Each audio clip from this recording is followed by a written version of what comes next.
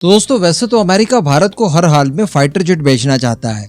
वो चाहता है कि भारत के साथ फाइटर जेट की एक बार डील हो जाए, उसके बाद भारत की रशिया से पूरी तरह से निर्भरता हम लोग समाप्त करवा दें।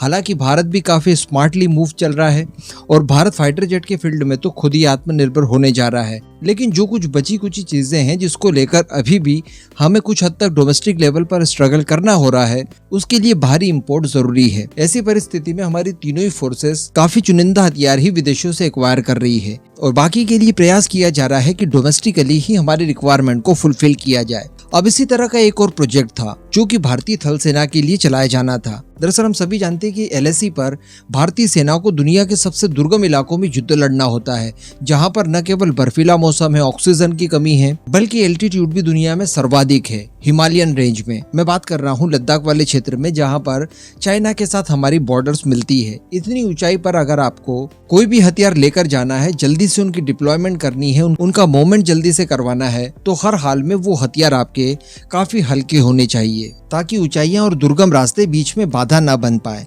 अब यही फॉर्मूला अप्लाई होता है टैंक्स के ऊपर भी। टैंक्स बहुत ही भारी भरकम होते हैं, लेकिन अगर जमीनें सपाट हो, ज्यादा एल्टीट्यूड नहीं हो, तब वहां पर किसी भी तरह के टैंक्स आप बड़ी आसानी से मूव करवा सकते हैं। लेकिन लद्दाख जैसे इलाके में इनका आसानी से मूवमेंट करा पाना पुराने ट्रेडिशनल भारी भरकम टैंक्स का काफी मुश्किल हो जाता है।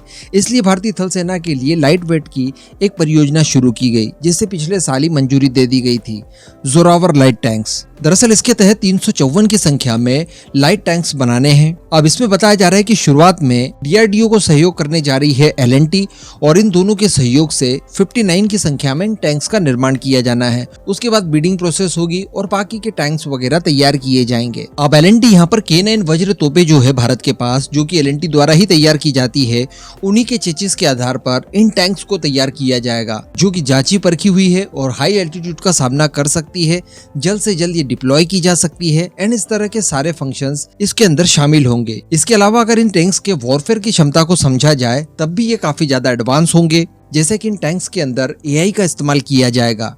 साथ ही ड्रोन वॉरफेयर की क्षमताएं भी इन टैंक्स के अंदर मौजूद होंगी। इसके अलावा एक्टिव डिफेंस सिस्टम भी इन टैंक्स के साथ मौजूद रहेगा।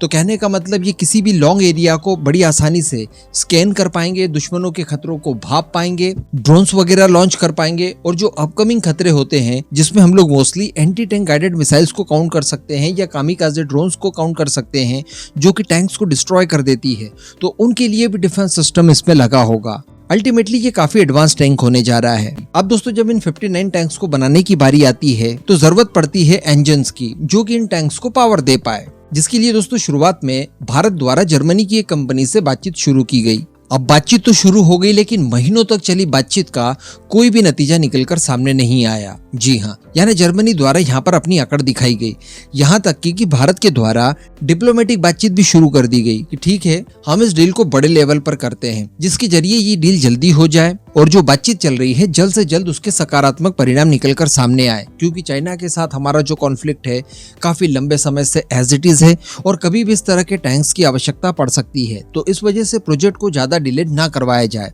लेकिन दोस्तों इसके बावजूद भी जर्मनी की कंपनी द्वारा कोई सकारात्मक पहल नहीं की गई और जिस टाइमलाइन के अनुसार भारत को इन टैंक्स में लगने वाले इंजन्स की आवश्यकता थी, उस टाइमलाइन तक इंजन प्रोवाइड कराने के लिए प्रतिबद्धता नहीं दिखाई। अब इन सब के बाद भारत काफी परेशान हो गया था और इसका परिणाम ये निकला कि भारत ने जर्मनी के इंजन्स को रिजेक्ट कर दिया। यानी अब L&T और DRDO की तरफ से कह दिया गया कि ठीक है, अब हमें जर्मनी से कोई भी इंजन्स की डील करनी ही नहीं है, इसके बजाय हम लोग अब अमेरिका से करेंगे। और जैसे ही अमेरिका की एक कंपनी जिसका नाम कमिंस बताया जाता है, इसे ये प्रस्ताव भेजा गया, इन्होंने फटाक से ये प्रस्ताव स्वीकार कर लिया।